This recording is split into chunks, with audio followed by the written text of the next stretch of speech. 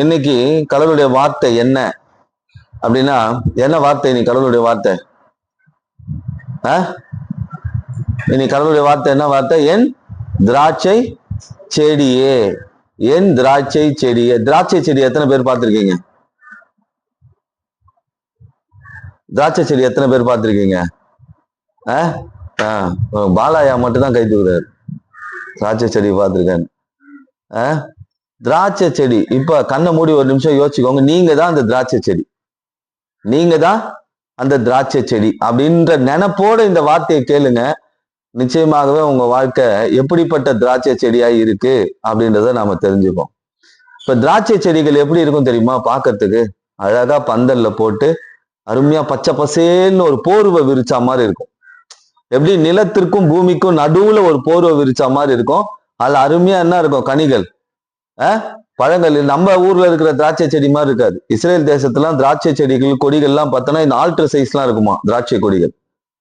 இது பேசிட்டு இருக்கல இந்த மேடை, இந்த அளவுக்குலாம் திராட்சை செடி கொலைகள் இருக்குமா. அப்ப பார்த்து யோசிச்சு பாருங்க எப்படி இருக்கும் அந்த தோட்டம். இன்னொன்னு, இருக்கிற பழங்கள்லயே அதிகமா ருசி உள்ளதும் அதே போல அதிக சக்தி வாய்ந்ததும் எதுனா திராட்சை கொடிகள், திராட்சை செடி தான். திராட்சை பழத்துல அவ்வளவு மருத்துவ குணங்கள் இருக்கு, அவ்வளவு அருமையான. இப்ப நீங்க யோசிச்சுக்கோங்க, நீங்க தான் திராட்சை செடி. ஒரு சிலர் பெரிய வளர்ந்த செடி, ஒரு சிலர் சின்ன செடி. இப்ப இந்த திராட்சை செடி பத்தி தான் ஒரு சில விஷயம் சொல்ல போறேன். இப்ப நீங்க தான் யாரு? திராட்சை செடி. இந்த திராட்சை செடி இதை பத்தி தான் இன்னைக்கு நம்ம என்ன பண்ண போறோம்? கடவுளுடைய வார்த்தையை தியானிக்க போகிறோம். எசேக்கியலின் புத்தகம் 15ஆம் அதிகாரம், எசேக்கியல் 15ஆம் அதிகாரம் 1-2 வசனங்களை தியானிப்போம். கர்த்தருடைய வார்த்தை எனக்கு உண்டாகி மற்ற எல்லா செடிகள் கொடிகளை பார்க்கலும் திராட்சை செடிக்கு மேன்மை என்ன? இங்க பாருங்க, ஆண்டவர் சொல்றாரு, காட்டுல நிறைய செடிகள் இருக்கா, அந்த செடிகளுக்குள்ள திராட்சை செடி இருக்கா, அதுக்கு என்ன மேன்மை அப்படின்னு சொல்றாரு. இந்த திராட்சை செடி எங்க இருக்கு? இப்ப எங்க இருக்கு? காட்டுக்குள்ள. எங்க இருக்கா? காட்டுக்குள்ள. இப்ப காட்டுக்குள்ள இந்த திராட்சை செடி இருக்கு. இப்ப நான் சொல்லிட்டேன், நீங்க தான் திராட்சை செடின்னு சொல்லிட்டு. இப்ப காட்டுக்குள்ள ஒரு திராட்சை செடி இருக்குன்னு வச்சுக்கோங்களேன். அத மற்ற செடிகள் என்ன பண்ணும்? நசுக்கும், நெருக்கும். திராட்சை செடியால திரும்பி என்ன பண்ண முடியாது? நறுக்க முடியாது. பக்கத்துல இருக்க மரம் நெருக்கும், இந்த பக்கம் இருக்கிற முள்ளு நெருக்கும், இந்த பக்கம் இருக்கிற ஒரு மரம் நெருக்கும், எல்லாம் நெருக்கும். ஆனா இந்த திராட்சை செடியால என்ன பண்ண முடியாது? நெருக்க முடியாது. 4 பக்கமும் நெருக்கும். ஒரு வேதனையான அனுபவம். இந்த செடி எங்க இருக்கு? இப்போ காட்டுக்குள்ள இருக்கான். எத்தனை பேரோட வாழ்க்கை இப்படி இருக்கு? நான் திராட்சை கொடிதான், நான் திராட்சை செடிதான், ஆனா எனக்கு நான் இருக்கிற இடம் தான் பிரச்சனை. இன்னைக்கு திராட்சை செடிகள் நிறைய வீட்டுல குழம்பு வச்சுன்னு இருக்கு. இன்னைக்கு திராட்சை செடிகள் நிறைய டிவி பார்த்துட்டு இருக்கு. இன்னைக்கு திராட்சை செடி நிறைய என்ன பண்ணிட்டு இருக்கு? தண்ணி பிடிச்சிட்டு இருக்கு. இன்னைக்கு திராட்சை செடி நிறைய என்ன பண்ணிட்டு இருக்கு? தூங்கிட்டு இருக்கு. இதெல்லாம் காடு. ஏன் நெருக்கம் வருது தெரியுமா? வாழ்க்கையில இருக்க வேண்டிய இடத்துல இல்லாததுனால்தான் நெருக்கம். இருக்க வேண்டிய சபையில இருக்கணும், கடவுளுடைய வார்த்தைக்குள்ள இருக்கணும். இப்ப உலகத்துக்குள்ள இருந்தா நெருக்கம் வந்துட்ட பிறகு, பாஸ்டர் ஒரே நெருக்கமா இருக்கு, போராட்டமா இருக்கு. இருக்கிற இடம் பிரச்சனை. நான் என்ன பண்ண முடியும்? நான் என்ன பண்ண முடியும்? சொல்லதான் முடியும். எப்பா, நீ வேறு பிரிக்கப்பட்டவன், நீ கர்த்தருடைய தோட்டம், கர்த்தருடைய திராட்சை செடி, நீ இருக்க வேண்டிய இடத்துல இருந்தீங்கன்னா நல்லா இருப்ப. நீ இருக்க கூடாத இடத்துல போய் இருந்தா 4 பக்கமும் நெருக்கம் வரும். இப்ப இந்த திராட்சை செடிக்கு என்ன பிரச்சனை? இருக்கிற இடம் தவறான இடம் பிரச்சனை. ஓய்வு நாள்ல இருக்க வேண்டிய இடத்துல இருக்கணும், கடவுளுடைய வார்த்தையை கேட்க வேண்டிய இடத்துல இருக்கணும். அதை விட்டுட்டு உலகத்துக்குள்ள இருந்தா உலகம் ஒரு நாள் நெருக்கும். அதுவும் ஒரு பக்கம் இல்ல, 4 பக்கமும் நெருக்கும், சமாளிக்க முடியாதபடிக்கு. இப்ப சொல்லுங்க, எத்தனை பேரோட வாழ்க்கை அப்படி இருக்கு? எத்தனை பேரோட வாழ்க்கையில அப்படி ஒரு நெருக்கம் இருக்கு? நான் திராட்சை கொடிதான், நல்ல பச்சை பசேல் தான் இருக்கேன், நிறைய கனிகள் இருக்கு, ஆனா நெருக்கம் இருக்கு. சிலருக்கு நெருக்கம் தானா வருதுன்னு வச்சுக்கோங்களேன், கடவுள் விடுவிப்பார். ஆனா நெருக்கத்தை நாமளே உண்டு பண்ணிட்டோம்னா, நான் திராட்சை கொடிதான், முள்ளு செடி மேல போய் படர்ந்தனா என் பழங்கள் வரும், ஆனா முள்ளு செடிகள் குத்தி கிழிக்கும். ஆசீர்வாதம் வரும், ஆனா உலகம் குத்தி கிழிக்கும். அப்ப இன்னைக்கு நாம எங்க இருக்கிறோம்? உங்களுக்கு நான் நிறைய விஷயம் சொல்ல போறேன் இன்னைக்கு இந்த திராட்சை கொடி பத்தி. சிலருக்கு நெருக்கங்கள் தானா வந்துடும். அப்ப நம்ம இருக்கிற இடம் நம்மளை தீர்மானிக்குது. சில நேரத்துல திராட்சை செடி தவறான இடத்துல போய் மாட்டிக்கிச்சுன்னு வச்சுக்கோங்களேன், அததான் ஆண்டவர் சொன்னார், நான் இதை பிடுங்கி வேற இடத்துல நட்டுருக்கிறேன் அப்படின்றாரு. சில இடத்துல திராட்சை கொடி அப்படி மாட்டிக்கும். இப்ப நாமளும் சில இடத்துல அப்படி மாட்டிப்போம். சில பொல்லாதவர்கள் மனிதர்கள் மத்தியில மாட்டிப்போம், சில பொல்லாத கடன் மத்தியில மாட்டிப்போம், சில வியாதிகள் மத்தியில, எல்லாம் நெருக்கம். எல்லாமே நம்மள என்ன பண்ணோம்? நெருக்கம். அப்ப இன்னைக்கு நாம தான் திராட்சை கொடி அப்படின்னா நாம இருக்கிற இடம் ரொம்ப முக்கியம். இல்லைன்னா நம்மள அது வளர விடாது, நம்மளை அழிக்க நினைக்கும், நம்மளுடைய கனிகளை அழிக்க நினைக்கும். இப்ப சொல்லுங்க, எத்தனை பேர் திராட்சை செடி? இப்ப நான் கீழே ஒரு வெத்தலை செடி வச்சிருக்கேன். எனக்கு செடி மேல ஒரு சின்ன வயசுல ரொம்ப பெரிய இன்ட்ரெஸ்ட். ஆனா இப்ப கொஞ்ச நாளா அந்த செடிங்க பக்கம்லாம் போறதுல டைம் இல்லை. அந்த செடியை வந்து நான் ஒரு இடத்துல இருந்து எடுத்துட்டு வந்தேன். அது எங்க இருந்து எடுத்துட்டு வந்தேன்னா, எங்க தாத்தா, எங்க அப்பாவோட அப்பா, அவருடைய அப்பா ஊர், அந்த ஊருக்கு போயிருந்தேன் ஒரு காரியமா. அந்த இடத்துல அந்த செடியை பார்த்த உடனே எனக்கு ஒரு ஆசை ரொம்ப. அந்த வீட்டுல எங்க பார்த்தாலும் அந்த செடிகள் வச்சிருந்தாங்க. நான் அப்ப அவரை வந்து கேட்டேன். அதாவது பெரியவங்க அவங்க, எங்க தாத்தாவுடைய அண்ணன், அந்த மாதிரி தம்பிங்க, அந்த மாதிரி அவங்கள வந்து கேட்கும் போது அவங்க சொன்னாங்க, இது எங்க அப்பா காலத்துல வச்ச செடி, இன்னும் வந்து நாங்க மெயின்டைன் பண்ணிட்டு இருக்கோம். செடினா சாதாரண செடி இல்லை, ஒரு சப்போட்டா மரத்துலயும் கூடி ஒரு மரம் எந்த மரம் பார்த்தாலும் வெத்தலைகள், விதவிதமான வெத்தலைகள், ஒரு வெத்தலை இல்லை. அவர் என்ன பண்ணாரு, நானு இது எங்க வீட்டுல எடுத்துட்டு போய் வச்சா வளருமானப்பா, இருப்பா அப்படின்னு சொல்லிட்டு சும்மா 2 கிளை வெட்டி கொடுத்தாரு. இது எடுத்துட்டு போய் வெய் வரும் அப்படின்னு. ஏன்னா இது இவ்வளவு கிளைய கொடுக்குறாரு, இது எடுத்துட்டு போய் வச்சா வளருமான்னு. ஆனா எங்க அப்பா சொல்லுவாரு, சின்ன வயசுல செடியெல்லாம் வைக்கும் போது என்ன வைக்க சொல்லுவாங்க, ஏன்னா உன் கை வந்து வச்சா நல்லா விருத்தி அடையும்பா அப்படின்னு. அதெல்லாம் அப்ப சொன்னாங்க, எனக்கு அதெல்லாம் ஒரு இது இல்லை. அதுக்கப்புறம் நான் செடியெல்லாம் வச்சதில்லை. ஆனா கீழே அந்த செடி எடுத்துட்டு வச்சு அதுக்கு ஒரு பராமரிப்பு பண்ணு. நான் அங்க பார்த்ததோட வெத்தலை இவ்வளவு பெரிய இலெல்லாம் வருமானு இப்பதான் இவ்வளவு பெரிய இலெல்லாம் வந்திருக்கு. என்ன இது இவ்வளவு பெரிய, ஒரு வேலை கடவுள் வந்து நம்ம கையை கொண்டு ஆசீர்வதிக்கிறார் போல். இப்ப இதே வெத்தலை கொடி எடுத்துட்டு போயிட்டு எதற்கு அந்த முள்ளுக்காட்டுல வச்சேன்னா அதோடைய நிலைமை என்ன? வளரும், ஆனா அந்த முள்ளுங்க நெருக்கும், நெருக்கி கிழிக்கும். அது போல நாம இருக்கிற இடம் நம்மளை ஆசீர்வதிக்குதான் நம்மளை கிழிக்குதான்னு பார்க்கணும். அது ரொம்ப முக்கியம். கிழிக்குதுன்னா கடவுள் வெளியே கொண்டு வந்துடுவார். இப்ப நீங்க யாரு? உங்க பேர் எடுத்துருங்க. உங்க பேர் எடுத்துற இடத்துல நீங்க தான் திராட்சை செடி.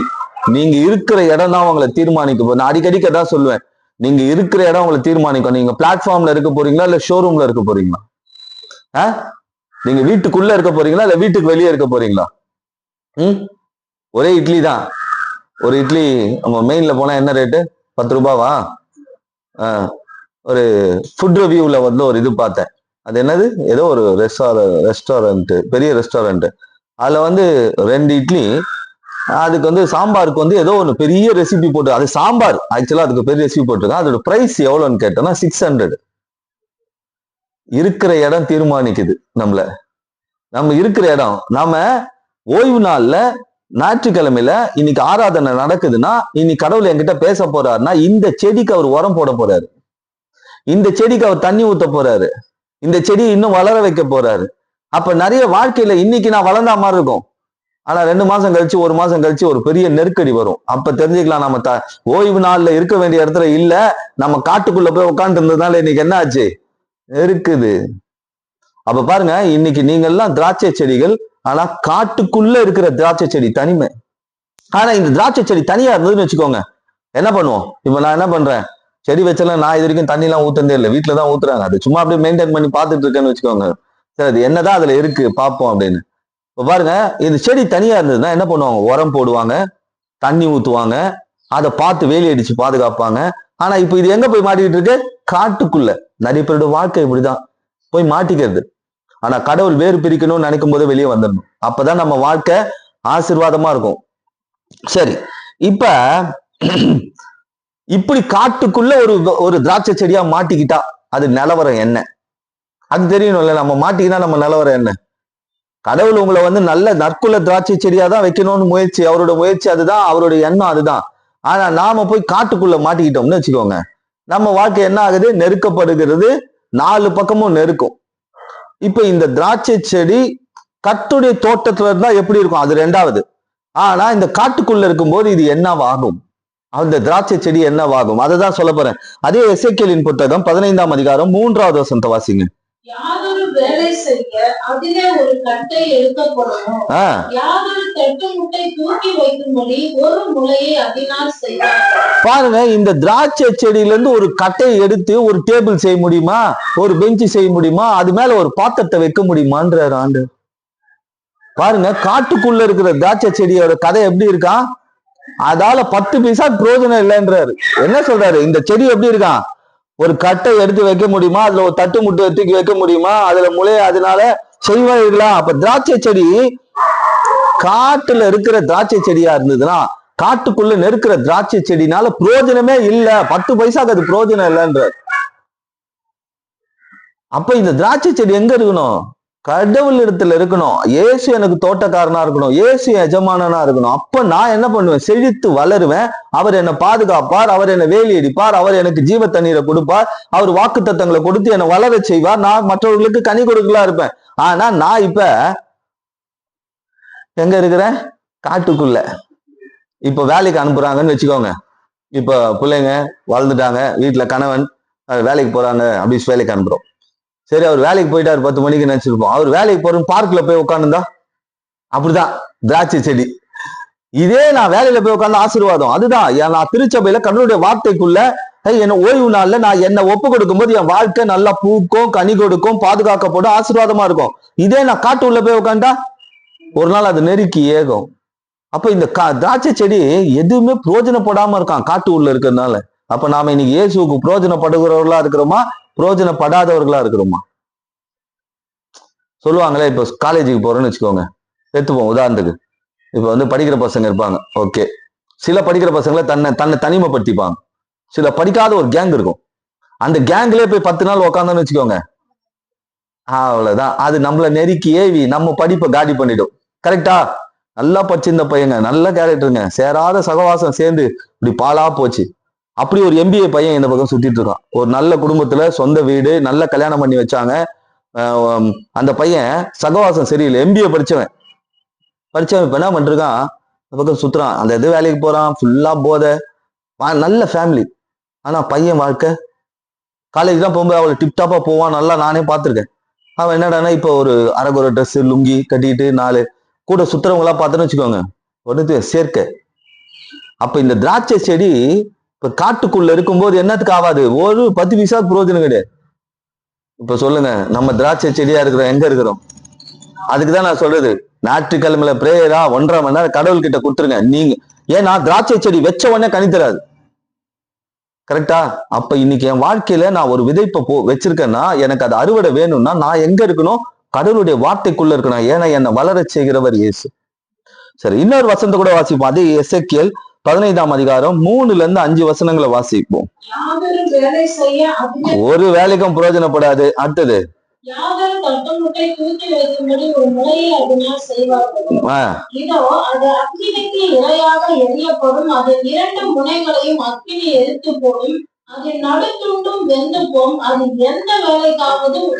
பாத்தீங்களா? அக்கினி வந்த உடனே என்ன ஆகுதான், வெந்து போதும். அக்கினி வந்த உடனே என்ன ஆகுது, வெந்து போது, எந்த வேலைக்கும் உதவாது, அக்னியில எரிந்து போடும். அப்படின்னா இதுல இன்னொன்னு சொல்லப்பட்டிருக்குங்க பாருங்க, இதோ அது வேகாது இருக்கும் போது ஒரு வேலைக்கும் உதவாது இருக்கும், அக்னி அதை எரித்து அது வெந்த பின்பு அது இனி ஒரு வேலைக்கும் உதவாது. பாருங்க, அக்னி போல பிரச்சனைகள் வந்த உடனே இந்த காட்டு மரங்கள்லாம் எப்படி எரிஞ்சு போதோ அது போல சேர்ந்து இந்த நல்ல திராட்சை செடி. இப்போ இவ்வளோ செடிகள் இருக்கீங்க, அந்த செடியில எதையுமே பிச்சு தின்ன முடியாது, எதுக்குமே பிரயோஜனப்படாது. ஆனா அதுக்குள்ள ஒரு திராட்சை செடி இருக்குன்னா, இவ்வளோ தோட்டம் காடு மாதிரி இருக்கு, அது உள்ள ஒரு ரோஜா பூ செடி இருக்குன்னா எப்படி இருக்கும் சொல்லுங்க? ரோஜா பூக்குன்னு ஒரு அழகு இருக்கு, ஒரு மேன்மை இருக்கு.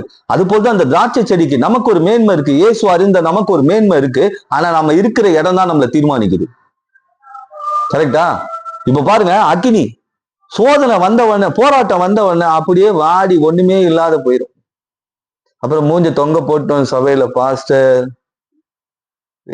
பிரச்சனை பாஸ்டர், வீட்டுல சண்டை பாஸ்டர், ஒரே போராட்டம் பாஸ்டர். ஏன் வராது?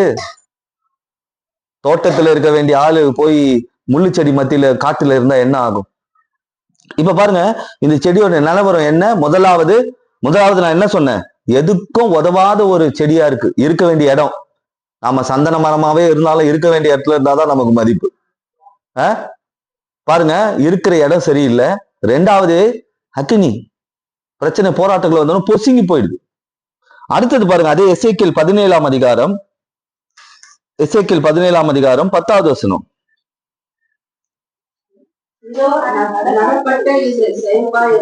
செழிப்பா இருக்கும். நடப்பட்டா இது செழிப்பா இருக்கணும். எங்க நடப்பட்டா? வேதம் சொல்லுது, கர்த்தருடைய ஆலயத்தில் நாட்டப்பட்டவர்கள் செழிப்பார்கள். ஆனா இது எங்க நடப்பட்டிருக்கு? காட்டுக்குள்ள இருக்கு. கொண்டல் காற்று இதன் பேரில் படும்போது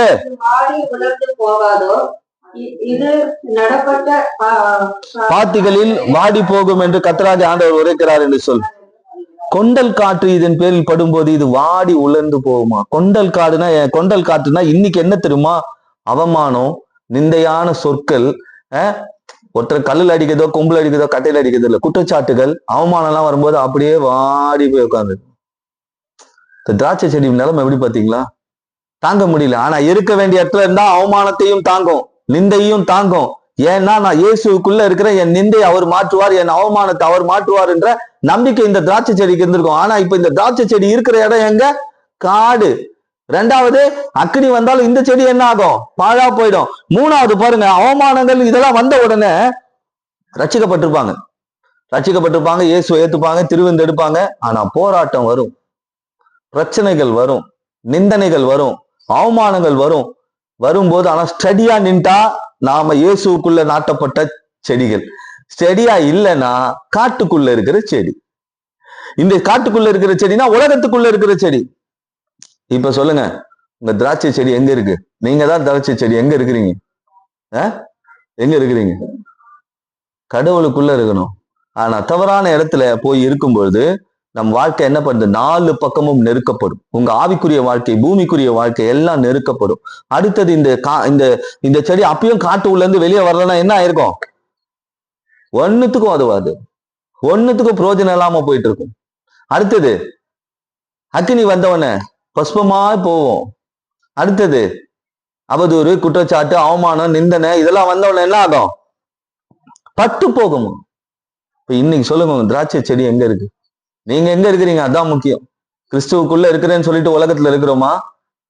அப்படி நான் உலக மனிதர்களுக்குள்ள, உலகத்துக்குள்ள மாட்டிட்டேன்னா அதை என்னை வெளியே கொண்டு வருவது ஆண்டவருடைய வேலை. ஏன்னா ஆபிரகாம் போய் மாட்டினான், ஆண்டவர் அப்படியே, அப்புறம் சொல்றேன் அதை பத்தி, அப்படியே அழகா வெளியே கொண்டு வந்தார். அதே போல யோசேப்பு போய் மாட்டினான், ஆண்டவர் அருமையா வெளியே கொண்டு வந்தார். தானியேல் சிங்கத்தின் கபில போய் மாட்டினான், அருமையா வெளியே கொண்டார். நம்ம போய் மாட்டிக்கினா கொண்டு வர்றது ஆண்டவருடைய வேலை. ஆனா நம்மளே காட்டுக்குள்ள போயிட்டோம்னா சரி. இன்னும் கூட சொல்றேன், காட்டுக்குள்ள இருக்கிற இந்த திராட்சை கொடி உடைய நிலவரம் என்ன? ஏசியா 5ஆம் அதிகாரம் 2வது வசனம். ஏசியாவின் புத்தகம் 5ஆம் அதிகாரம் 2வது வசனம்.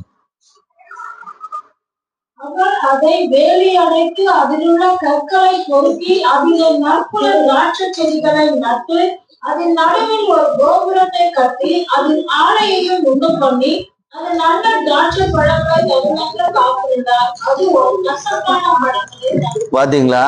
இப்ப இருக்கிற இடம் சரியில்லைன்னா வாழ்க்கை கசப்பா மாறிடும்.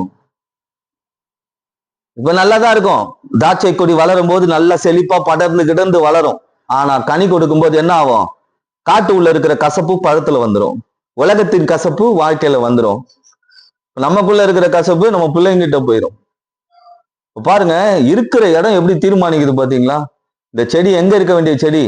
சபைக்குள்ள, கடவுளுடைய பராமரிப்புக்குள்ள, இயேசு எனும் எஜமானனுக்குள்ள, அவர் கொடுக்கிற ஜீவ தண்ணீருக்குள்ள, அவர் கொடுக்கிற வாக்கு தத்தத்துக்குள்ள இருக்க வேண்டிய செடி காட்டுக்குள்ள போனதுனால ஒன்னுத்துக்கும் உதவல.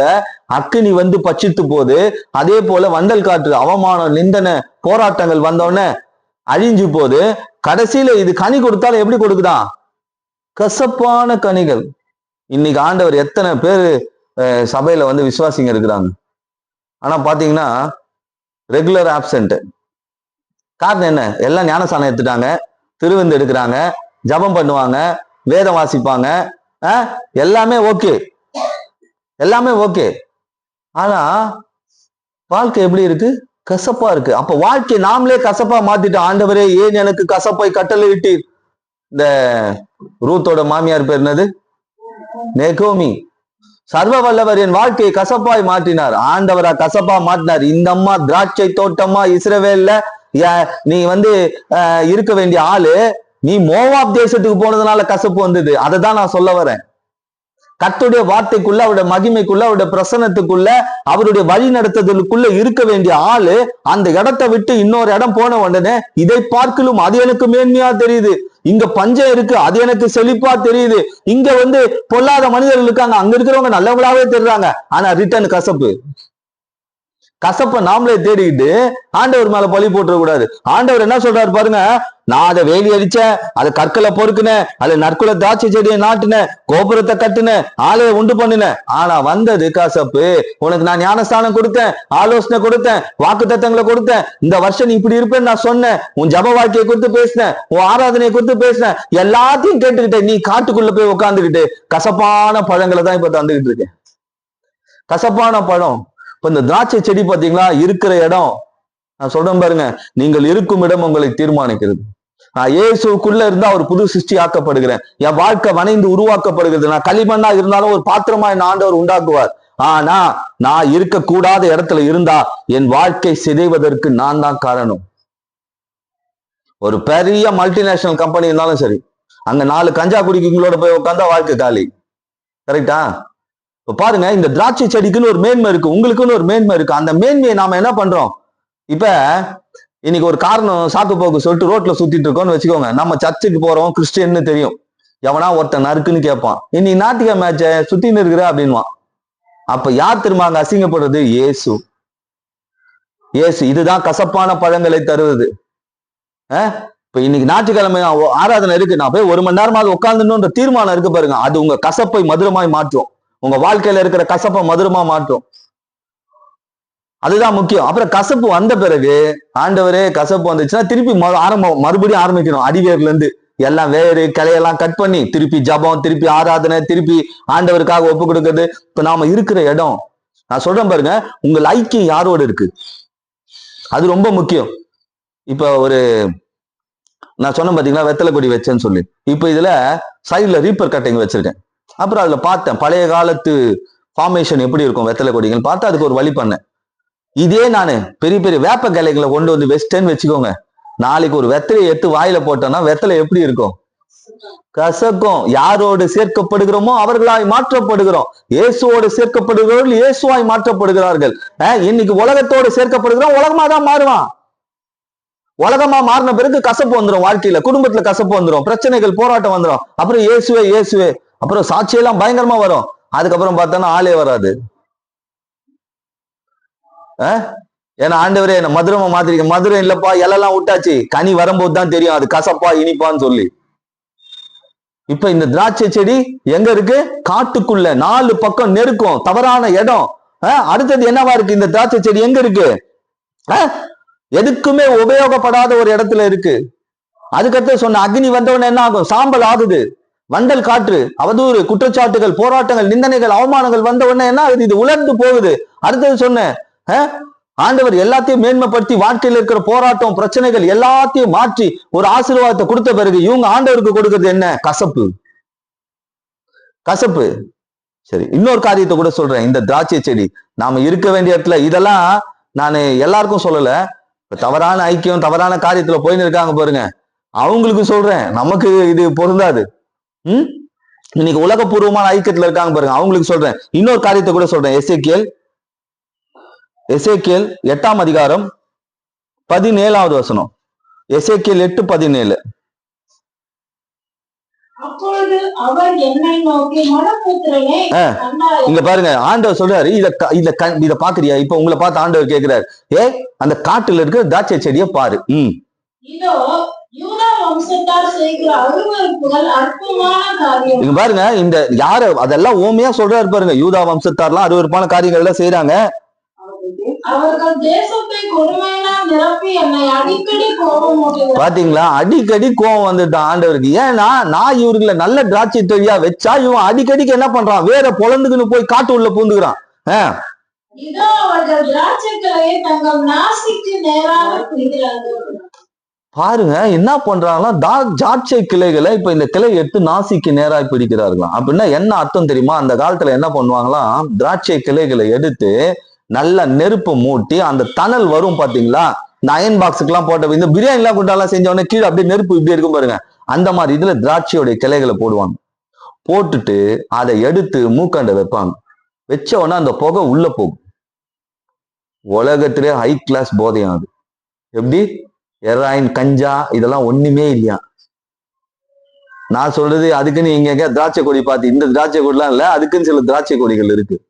அதை எடுத்து சூடு பண்ணி லைட்டா மூக்குல இழுத்தா போதுமா, மறுநாள் காலையில வரைக்கும் நம்ம மனசுல என்ன நினைக்கிறோமோ அப்படியே மிதப்பாங்களாம். அப்படிலாம் செஞ்சிருக்கானுங்க இவனுங்க. அததான் சொல்றாரு இங்க ஆண்டவர். பாருங்க, அவர்கள் திராட்சைகளையே தங்கள் நாசிக்கு நேராய் பிடிக்கிறார்கள். திராட்சை செடி வைக்கப்பட்டது எதற்கு? கனி கொடுக்கறதுக்கு, போதை கொடுக்க.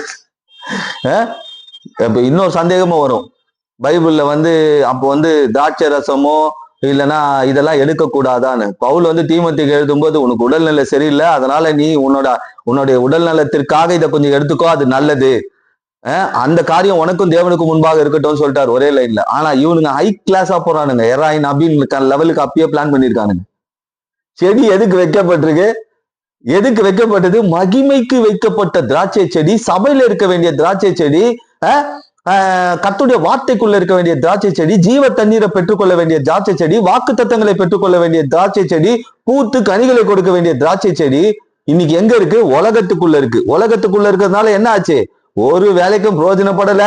அக்கினி வந்தவன சாம்பல் ஆச்சு, வண்டல் காற்று வந்தவன என்ன ஆச்சு? அது பட்டு போயிடுச்சு. அடுத்தது சொன்ன நல்ல கனிகளை கொடுக்கும் ஆண்டவர் எவ்வளவு முயற்சி பண்ணி பார்த்தா கசப்பான பழம். இப்ப அது ஒரு விதமான உலக போதைக்குள்ள போகுது. பாத்தீங்களா? திராட்சை செடியேன்னு ஒண்ணு இப்ப நினைச்சுப்பா உள்ளுக்குள்ள திராட்சை செடியேன்னு ஃபர்ஸ்ட் ஆன்சரே நம்ம கிட்ட வெஸ்டாப்ல. இப்ப நம்ம எந்த திராட்சை செடின்னு தெரியலையே. நான் சொல்றேன், இனி கடவுளுடைய வார்த்தையை கேட்க வந்திருக்க நீங்க எல்லாமே மகிமை உள்ள திராட்சை செடி தான். வர முடியாம இன்னைக்கு ஏதோ வேலை இருக்கு, உடல்நிலை சரியில்லைன்னா அது வேற விஷயம். வர முடிஞ்ச சூழ்நிலையில போய் சொல்லிட்டு வீட்டுல உட்காந்துருக்கவங்களுக்கு இதெல்லாம் சம்பவிக்கும். வாழ்க்கையே என்ன ஆயிடுது? இப்போ வேற ரகத்துல போயின்னு இருக்கு. பாருங்க, தவறான இடம், நெருக்கம், உதவாத நிலை, பலன் இல்லாத காரியம், அழிஞ்சு போற காரியம், அதே போல எளிதில பெருங்கெல்லாம் காற்றை எதிர்கொள்ள முடியாது. அதே போல ஒரு வகை போதை. ஞாயிற்றுக்கிழமை அந்த காலைல 7 மணிக்கு டிவி பார்க்கறது ஒரு விதமான போதை.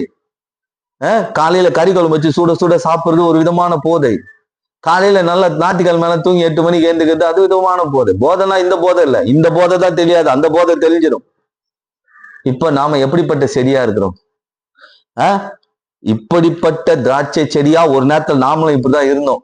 உலகத்துக்குள்ள அப்படியே சுத்திக்கிட்டு ஞாயிற்றுக்கிழமை ஜாலியா எஞ்சிக்கிட்டு கடவுளுடைய வார்த்தையெல்லாம் கேட்கணும். ஆனா உலகத்துல ஒரு நேரத்தில் நம்ம அப்படிதான். இன்னைக்கு ஆண்டவர் அப்படிப்பட்ட உதவாத திராட்சை செடிகளை பிடுங்கி கொண்டு சபையில வைத்து அதை மகிமையாய் மாற்றி இருக்கிறாராம். எசேக்கியேல் 17ஆம் அதிகாரம், எசேக்கியேல் 17ஆம் அதிகாரம் 8வது வசனத்தை வாசிங்க. கொப்புகளை விடுகிறதற்கும் கனியை தருகிறதற்கும் இனிமையான திராட்சை செடியாகிறதற்கும் இது மிகுந்த தண்ணீர்களின் ஓரமாகிய நல்ல நிலத்தில் நடக்கும். பாருங்க, ஒரு நேரத்துல ஆண்டவரே நான் தவறான இடத்துல இருந்தேன், ஒரு நேரத்துல நெருக்கமான சூழ்நிலையில இருந்தேன், ஒரு நேரத்துல உதவாத நிலையில இருந்தேன், ஒரு நேரத்துல பிடுங்கப்படுற காரியத்துல இருந்தேன், ஒரு நேரத்துல அவமானங்கள் நிந்தங்களை தாங்க முடியாம அழிந்து போற நிலைமையில இருந்தேன், ஒரு நேரத்துல கசப்புகளே தான் நான் மற்றவங்களுக்கும் கொடுத்தேன், நானும் கசப்பா தான் இருந்தேன், ஒரு நேரத்துல ஒரு விதமான போதைக்குள்ள இருந்தேன். ஆனா இப்ப நான் எங்க இருக்கிறேன்? மகிமையான திராட்சை செடியா மாற்றப்பட்டு இருக்கிறேன். அந்த வசனம் ரொம்ப தெளிவா சொல்லிட்டு பாருங்க, நீங்க கனிகளை கொடுக்கறதுக்கும் மகிமையான திராட்சை செடியா இருக்கிறதுக்கும் இது தண்ணீர்களில் ஓரமாய் நல்ல நிலத்தில் நடப்பட்டுக்கு. இப்ப காட்டுல இருந்ததை கொண்டு நல்ல நிலமாகிய சபையில ஆண்டவர் விதைத்திருக்கிறார். அப்ப சொல்லணும், இப்ப நம்ம யாரு? இதுவரை தவறான இடத்துல இருந்தேன். இன்னைக்கு வந்திருக்கிறவங்களுக்கு நான் சொல்ற ஒரு விஷயம் சொல்றேன் பாருங்க. நீங்க திராட்சை கொடியா இந்த சிலுவை என்ற சபையில நின்னு பாருங்க. உங்க வாழ்க்கை நல்லா படர்ந்து பூ பூத்து நல்ல கனிகளை கொடுக்கும். நீங்க செய்யற எல்லா காரியத்தையும் கர்த்தர் ஆசீர்வதிப்பார். அது நீங்க படிப்போ வேலையோ உங்க குடும்ப காரியமோ உங்க கையிட்டு செய்யும் வேலையோ எல்லாத்துலயும் ஒரு பெரிய ஆசீர்வாதமா இருக்கும். உங்களை கொண்டு சபையில வச்சிருக்கிறாரு. இனி கடவுளுடைய வார்த்தையை உங்களை கேட்க வச்சிருக்காங்க. உங்க வாழ்க்கை சும்மா இல்லை, உங்க வாழ்க்கை சும்மா இல்லை. இப்ப ஒரு நேரத்துல காட்டுக்குள்ள இருந்தேன், இப்ப எங்க இருக்கிறேன்? திருச்சபைக்குள்ள, அவருடைய சிலுவைக்குள்ள. சிலுவை தான் இன்னைக்கு நமக்கு பந்தல். திராட்சை கொடிக்கு பந்தல் என்ன? கொம்புல போடுவாங்க. ஆனா இன்னைக்கு சிலுவை தான் நமக்கு பந்தல். அதை பிடிச்சிக்கிட்டோம்னு வச்சுக்கோங்களேன், நம்ம வாழ்க்கை ஆசீர்வாதமா இருக்கும். அப்ப இனிமே நான் யாரு? மகிமையுள்ள திராட்சை செடி. என்னை யாரும் காட்டு செடியோட சொல்ல முடியாது. காட்டு செடியில் தான் இருந்தேன். ஆனா இப்ப நாம எப்படி? மகிமையுள்ள திராட்சை செடி. சொல்ல முடியுமா? சரி, இந்த சரி, இது எந்த காடுன்னு நான் சொல்றேன் உங்களுக்கு. இப்ப நான் உதாரணமா சொன்னேன், நம்ம எல்லாம் திராட்சை செடிகள். காட்டுக்குள்ள இருக்கிற திராட்சை செடியா, இயேசுக்குள்ள இருக்கிற திராட்சை செடியா? ஒரு நேரத்துல காட்டுக்குள்ளதான் இருந்தோம், இப்ப நம்ம ஆண்டவருக்குள்ள கொண்டு வந்து நம்ம என்ன பண்ண ஆண்டவர். ஆனா இந்த காடுனா என்ன, அதை இப்ப சொல்ல போறேன். சரி, எடுத்துப்போம். சங்கீதம் 80. அந்த திராட்சை கொடிய செடி எங்க இருந்துதான் ஃபர்ஸ்ட் வாட்சம்? அது எங்க இருந்தது? காட்டுக்குள்ள. நல்லா ஞாபகம் வச்சுக்கோங்க. சங்கீதம் 80:8 வாசிங்க. நீர் எகிப்திலிருந்து ஒரு திராட்சை கொடியை கொண்டு வந்து ஜாதிகளை புறத்திவிட்டு அதை நாட்டினீர். இந்த திராட்சை செடி எங்க இருந்துதான்? எகிப்துல இருந்த திராட்சை செடி. அதுதான் காடு. நம்ம வாழ்க்கைலாம் எங்க இருந்தது ஒரு நேரத்துல? சிலர் சபைக்குள்ள இருந்து இப்ப எங்க இருக்கிறாங்க? எகிப்து. ஆபிரகாம் எங்க போனாரு? வந்தது என்னது? ஆசீர்வாதமா வந்தது? கூடவே ஆகார் வந்துட்டா. கூடவே எகிப்துல இருந்து, நாசரேத்துல இருந்து தான் நன்மை வரும், எகிப்துல இருந்து நன்மையே வராது. நாமெல்லாம் ஒரு நேரத்துல எங்க இருக்கோமா? எகிப்துன்ற காடு. எகிப்துனா என்ன? அடிமைத்தனம், நெருக்கடி, சுதந்திரமா செயல்பட முடியாது, மாந்திரிகத்தின் வல்லமை. நம்ம சந்ததியா அடிமையா இருக்க வேண்டிய இடம். பாருங்க, இதுதான் காடு. இன்னைக்கு நம்ம எல்லாம் அப்படிதான் ஒரு நேரத்துல இருந்தோம். நம்மளெல்லாம் வேரோட புடுங்கி கொண்டு வந்து எங்க நாட்டி இருக்கிறாரு? சபையில நாட்டி இருக்கிறாராம். எகிப்து தான் காடு. அந்த காடு தான் அதை எரோமியா கிட்ட சொன்னது. அதுதான், அந்த காட்டுல இருந்தாங்க, அவங்க இப்படி நெருக்கப்பட்டாங்க, நான் அவங்களை கொண்டு வந்து மகிமா மாத்தினேன். ஆனா மறுபடியும் காட்டுக்கா போறாங்க இவங்க.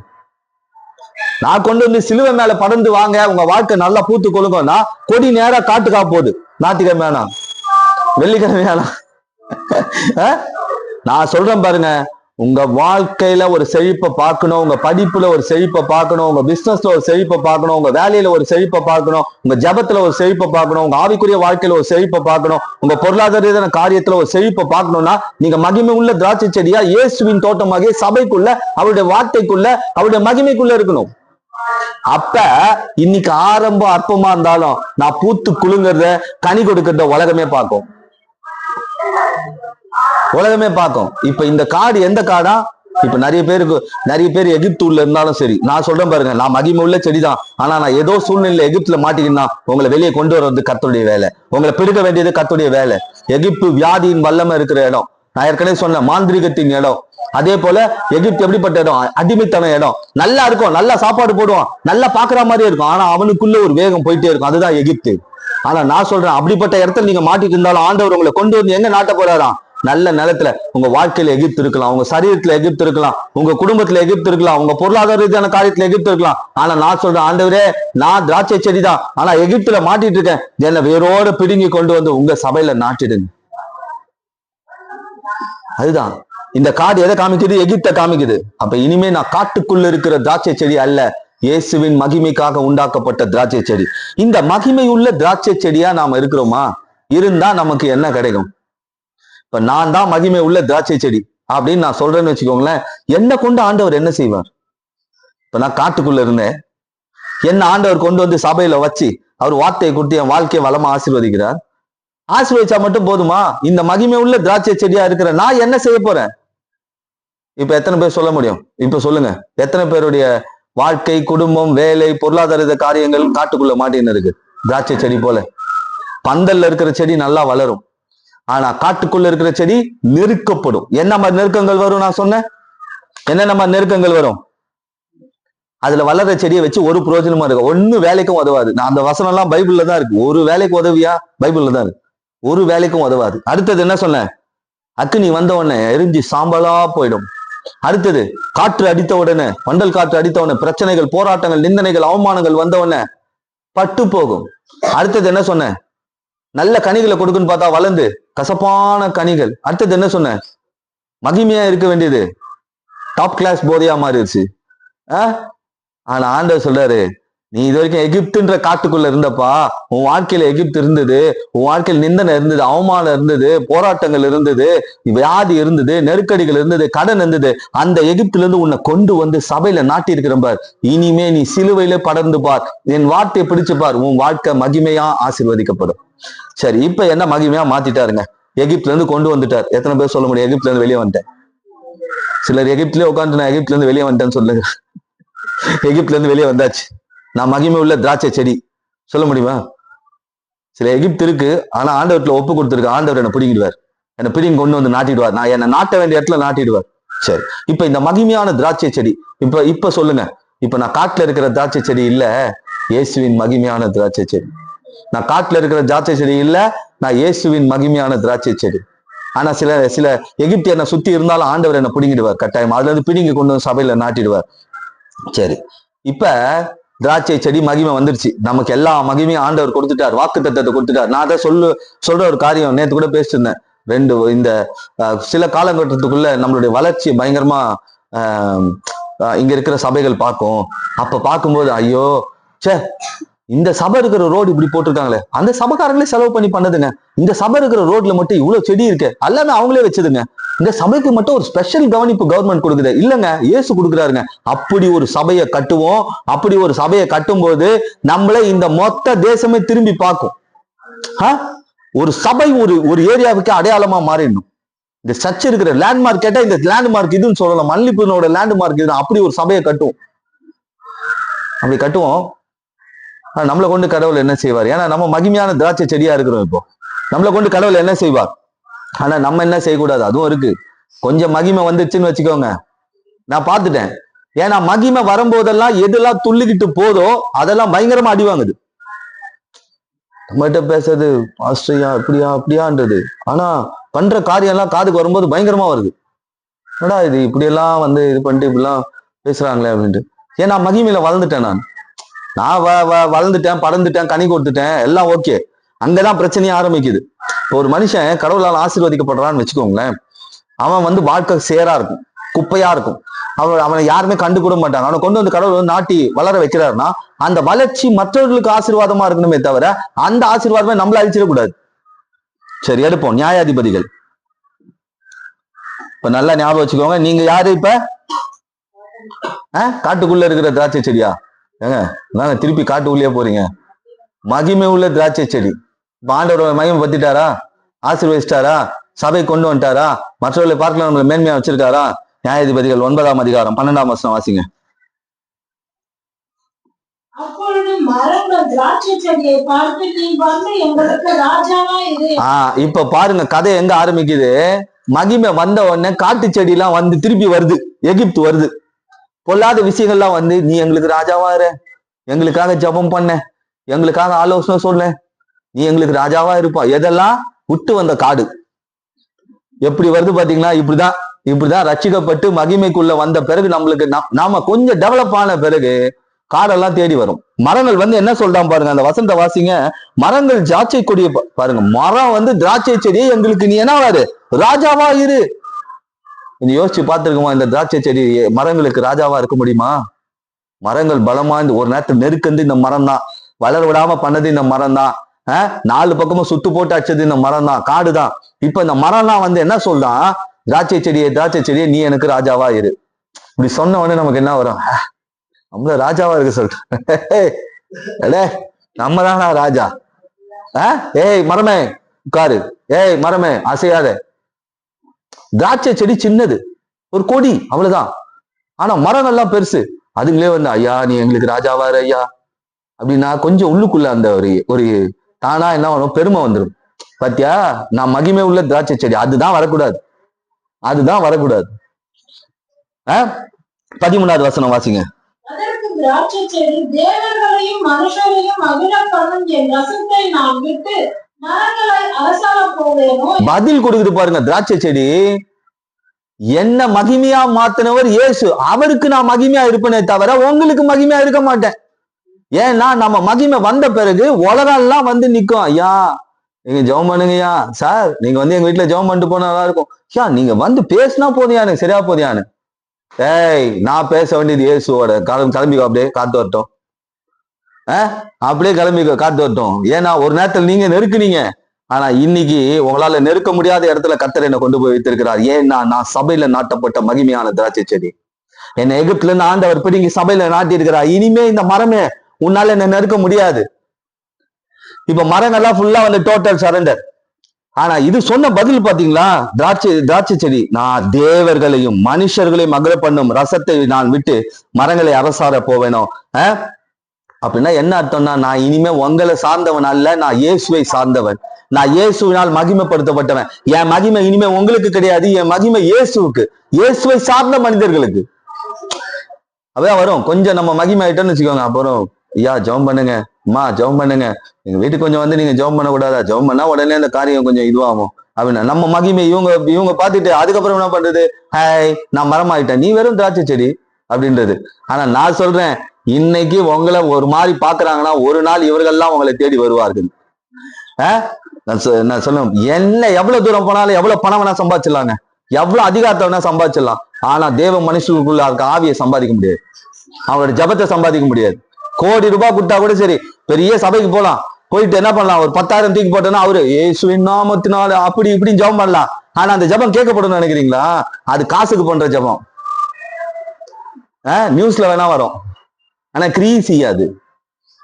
இந்த திராட்சையின் மகிமையை பார்த்தது மரங்கள்லாம் என்ன பண்ணுச்சு? காட்டுல இருந்து இதுகிட்ட வருது, எங்களுக்கு நீயே ராஜாவாரு, நான் இயேசுவை மகிமைப்படுத்தும்படி அழைக்கப்பட்டேன். இன்னைக்கு உங்களுக்கு கடவுள் மகிமையை கொடுத்த பிறகு நீங்க இயேசுவை பார்க்கணுமே தவிர, விட்டு போனவெல்லாம் வந்துட்டான், அவன் பண்ணிட்டான், சொந்தக்காரெல்லாம் சண்டை போட்டு இது பண்ணா, இவெல்லாம் வந்துட்டு போயிட்டான், அந்த எண்ணமே இருக்கக்கூடாது. என்னைக்குமே நான் இயேசுவை மகிமைப்படுத்துவதற்காக அழைக்கப்பட்டவன்ற இடம். ஏன்னா என்னை எகிப்துன்ற காட்டுல இருந்து ஆண்டவர் வேறு பிரிச்சிருக்கிறார். நான் தனிமையா இருந்தேன், நெருக்கத்துல இருந்தேன், உலர்ந்து போற தன்மையில இருந்தேன், நெருப்பு பட்டா பொசுங்கி போற தன்மையில இருந்தேன், ஒரு விதமான போதையில இருந்தேன், கசப்பான பழங்களை கொடுத்தேன். இன்னைக்கு நான் இயேசுவுக்கு அவர் எனக்கு கொடுத்த மகிமையை நான் கொடுக்கிறவனா இருப்பேனே தவிர உலகத்தை அரசால நான் போக மாட்டேன். என்ன ஒரு தீர்மானம் பாத்தீங்களா? இப்ப இன்னொரு கேள்வியும் வரும், ஏன் இந்த மரங்கள்லாம் வந்து இந்த திராட்சை செடி அரசாளுவியா? திராட்சை செடி ஒன்றும் பெரிய அந்த அளவுக்கு ஒரு மேஸ்ட்ரோ கிடையாது, இருந்தாலும் இந்த மரங்கள்லாம் வந்து இப்படிதான் உலக மனுஷன்லாம் வருவான், மறுபடியும் உங்க ஆவிக்குரிய வாழ்க்கையை அழிக்கிறதுக்கு, உங்க ஜபத்தை அழிக்கிறதுக்கு, சபைக்கு போறீங்களா கரெக்டா அதை அழிக்கிறதுக்கு, கர்த்தருக்கு கொடுக்க வேண்டிய காரியங்களை கொடுக்குறீங்க பாருங்க அதை அழிக்கிறதுக்கு, உங்க விசுவாசத்தை அழிக்கிறதுக்கு. ஏன்னா மறுபடியும் திராட்சை இழுத்துக்கணும்னு வச்சுக்கோங்க, காட்டு உள்ள கூட்டு போய் நெருக்கலாம்ல, காட்டு உள்ள கூட்டு போய் என்ன பண்ணிடலாம். ஏன்னா அப்படிதான் நம்ம வாசிச்சோம் அந்த வசனம் என்ன பண்ணு, எசேக்கியேல் 15:1-2 காட்டுக்குள்ள போய் நெருக்கத்துல இருக்கு இந்த செடி. இது கொஞ்சம் வளர்ந்த உடனே சரி உங்களுக்கு எல்லாம் நானே ராஜாவா இருக்கிறேன், வாடி வா, உன்னை போட்டு தலைதானே உன்னை இழுத்தமே, நாங்க போட்டு ஆக்டிங்கே உன்னை காலி பண்றதுக்கு தான், உன் மகிமையை காலி பண்றதுக்கு தான், உன் ஆவியை காலி பண்றதுக்கு தான், உன் ஜபத்தை காலி பண்றதுக்கு தான், உன் வேத வசனத்தை காலி பண்றதுக்கு தான். நான் மறுபடியும் போக மாட்டேன், வேணா நீ தேடி வா. என் மகிமை இயேசுவுக்கும் இயேசுவை சார்ந்த மனிதர்களுக்கும். திராட்சை செடி ரிப்ளே பாத்தீங்களா? இப்ப சொல்லுங்க, எத்தனை பேர் இப்படி இருக்கிறீங்க? எத்தனை பேரோட வாழ்க்கை எப்படி இருக்கு? இன்னைக்கு ஆண்டவத்துல ஒப்பு கொடுங்க.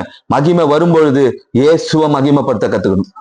இங்கதான் விஷயம் ஆரம்பிக்குது. எனக்கு மகிமை இயேசு கொடுத்துட்டார், என் எகிப்தின் அனுபவத்தை மாத்திட்டார், என் பிரச்சனைகளுக்கான தீர்வை கொடுத்துட்டாருன்னா நான் மறுபடியும் திருப்பி போய் மரத்தோட ஐக்கியமாயிட்டேன்னா திருப்பி நெருக்குதல் வந்துடும். சரி, இப்ப நான் மகிமையா மாறிட்டேன்பா, நான் யாரோடய சேர மாட்டேன், உலகத்துக்குள்ள சேர மாட்டேன், ஐக்கியப்பட மாட்டேன், எதுவும் பண்ண மாட்டேன், கர்த்தரை மகிமையா வச்சுட்டார். என்ன கொண்டு ஆண்டவர் என்ன செய்ய போறார்? இப்ப நீங்க மகிமையான திராட்சை செடி, நீங்க என்ன செய்ய போறீங்க? 1 தீமோத்தேயு 5:23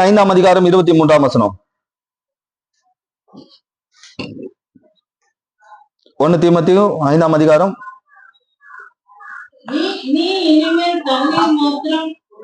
5 குடியாமல்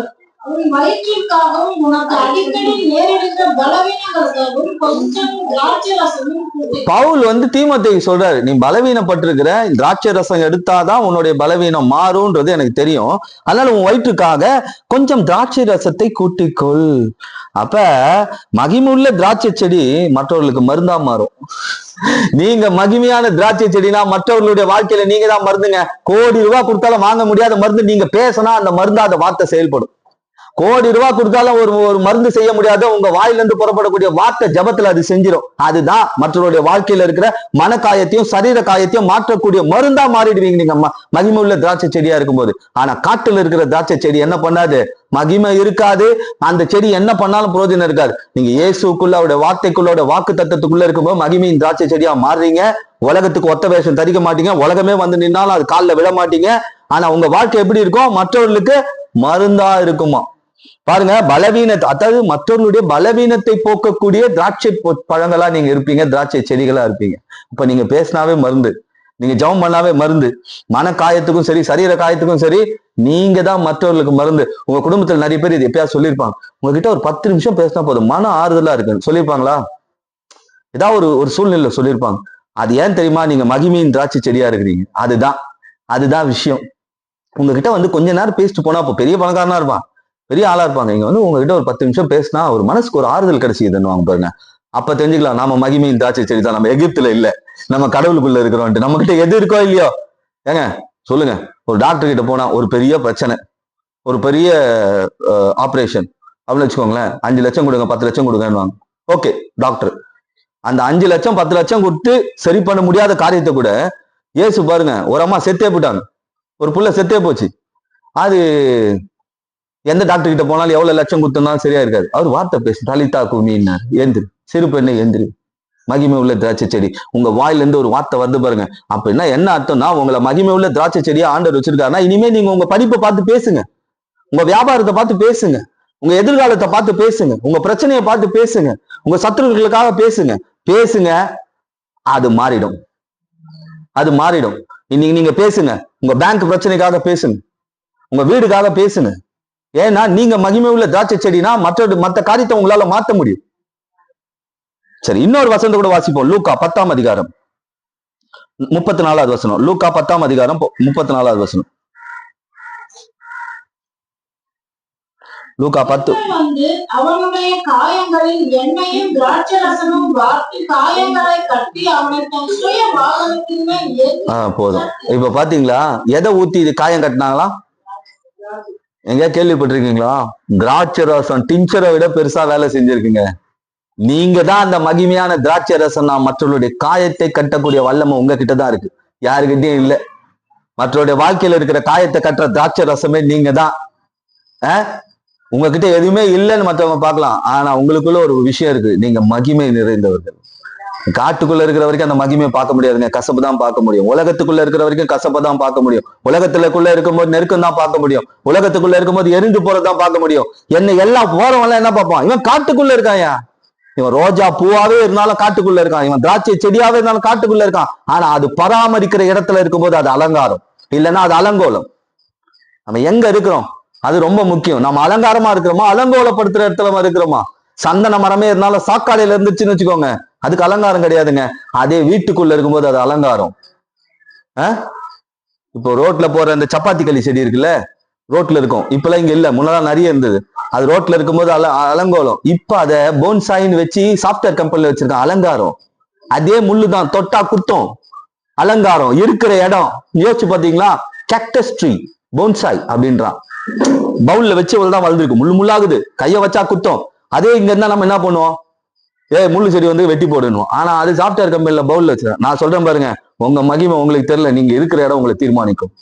நீங்க சபையில இருக்கும்பொழுது ஆண்டவர் உங்களை தீர்மானிக்கிறார், உங்க வேலையை தீர்மானிக்கிறார், உங்க படிப்பை தீர்மானிக்கிறார், உங்க பிசினஸை தீர்மானிக்கிறார், உங்க எதிர்காலத்தை தீர்மானிக்கிறார். ஆனா நான் உலகத்துக்குள்ள இருக்கும்போது அந்த காட்டு மரங்கள் நெருக்கும், கிளிக்கும், உங்களை கனித்தர விடாது.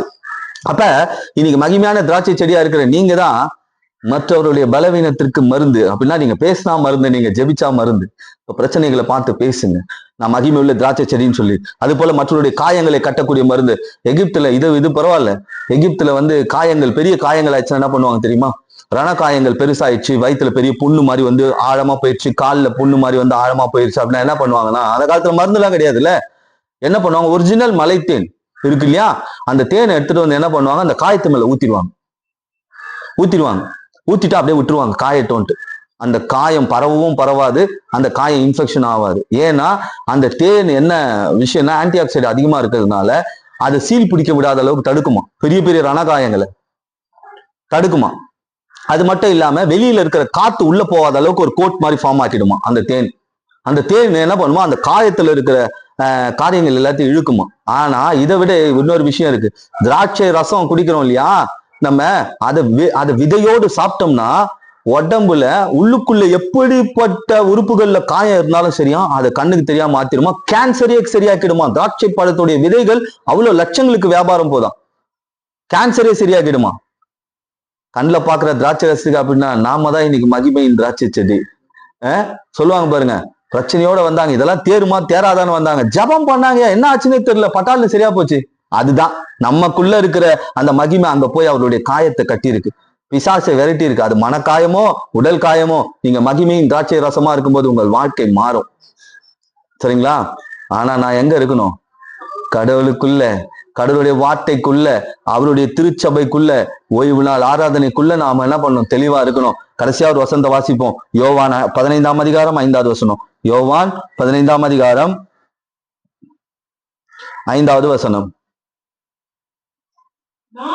நானே திராட்சை செடி, நீங்கள் கொடிகள். ஒருவன் என்னையும் நான் அவனையும் நிலைத்திருந்தால் அவன் மிகுந்த கனிகளை கொடுப்பான். என்னை அல்லாமல் உங்களால் ஒன்றும் செய்யக்கூடாது. பாத்தீங்களா? இங்க ஆண்டவர் சொல்லிட்டாரு, நான் தான் திராட்சை செடி, நீங்கள் செடிகள்.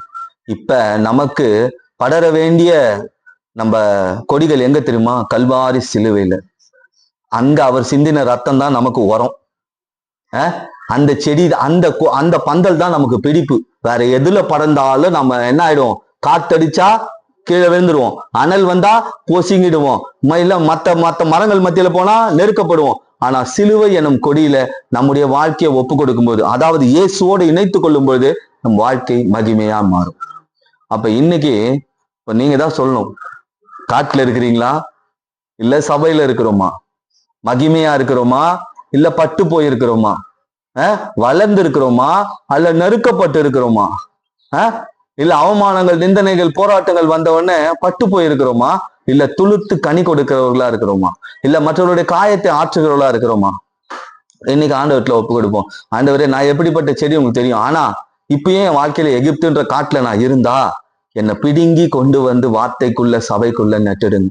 என் வாழ்க்கையை மாத்திர இடம் திருச்சபை தான், கடவுளுடைய வார்த்தை தான். இதை பிடிச்சு கொள்ளும் போது நம் வாழ்க்கை மகிமையின் திராட்சை கொடியா மாறும். ஆனா இன்னைக்கு எப்படிப்பட்ட திராட்சை செடியா வந்திருந்தாலும் மகிமையின் திராட்சை செடியா தான் வீட்டுக்கு போகணும். கண்ட இடத்துல நம்ம படர்ந்துட்டோம்னு வச்சுக்கோங்க, என்ன ஆகும்? வாழ்க்கையும் பாழா போகும், எதிர்காலமும் பாழா போகும். நம்ம இயேசு மேல படர்ந்திருக்கும் போது நம் வாழ்க்கை பூக்கும், நல்ல பசுமையா இருக்கும், கனி கொடுக்கும், மற்றவர்களுடைய வாழ்க்கையில இருக்கிற பிரச்சனைகளை தீர்க்கக்கூடிய வல்லமைக்குள்ள ஆட்களா நான் மாற்றப்படுவோம். கண்களை மூடி செபிக்க போகிறோம். ஆண்டவர், இந்த நாள்ல பேசின வார்த்தைக்காக நன்றி. என் திராட்சை செடியே, இதுவரை ஆண்டவரே நான் தவறான இடத்துல இருந்தேன், ஒரு நெருக்கத்துல இருந்த, 4 பக்கமும் நெருக்கம், வியாதின்ற நெருக்கம், போராட்டம்ன்ற நெருக்கம், கடன்ற நெருக்கம், அதே போல பொல்லாத மனிதர்களின் நெருக்கம், பொல்லாத கண்ணுக்கு தெரியாத ஆவிகளின் நெருக்கம். ஆனா நான் திராட்சை செடிதான். நெருப்புல பட்ட உடனே பொசுங்கி போகிற ஒரு வாழ்க்கை, வாடி போகிற ஒரு வாழ்க்கை. அதே போல வாழ்க்கையில எப்படிப்பட்ட நிலைமையில வந்தாலும் எனக்கு கிடைக்கிறது வெறும் கசப்பு தான்.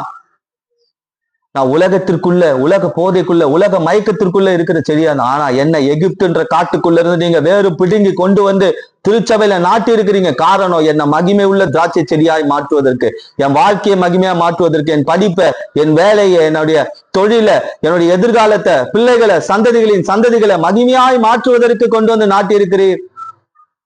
இந்த திருச்சபையில நாட்டப்பட்ட ஒவ்வொரு பிள்ளைகளும் திராட்சை செடிகள், சிலுவையே அதற்கு போடப்பட்ட பந்தல், இயேசுவே அதுக்கு ஜீவ தண்ணீர், அவருடைய வார்த்தைகளே அதற்கான உரம். நாள் அந்த வார்த்தையை பேசி இருக்கிறீர்.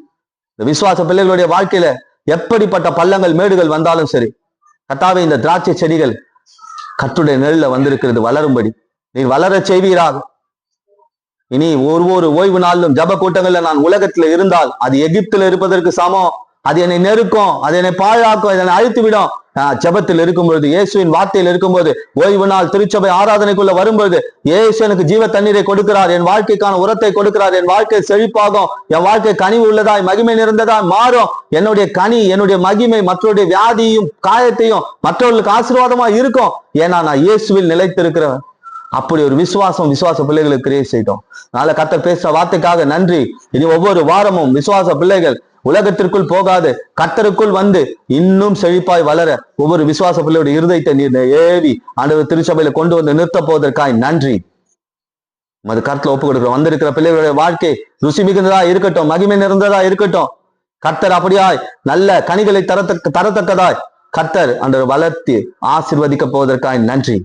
கர்த்தருடைய கரத்துல ஒப்பு கொடுக்கிறோம். பொறுப்பெடுத்துக் கொண்டு ஆசீர்வதி. எல்லா துதி கன மகிமை ஆவற்றும் ஒருவருக்கே செலுத்தி மீட்பெறும் ரட்சகரும் எங்கள் மரியாதைக்குரியவருமாகிய நாமமாம் இயேசு கிறிஸ்துவின் நாமத்தின் மூலம் ஜெபித்து ஜெயம் எடுக்கிறோம் பிதாவே. என் ஆத்துமாவே கர்த்தர்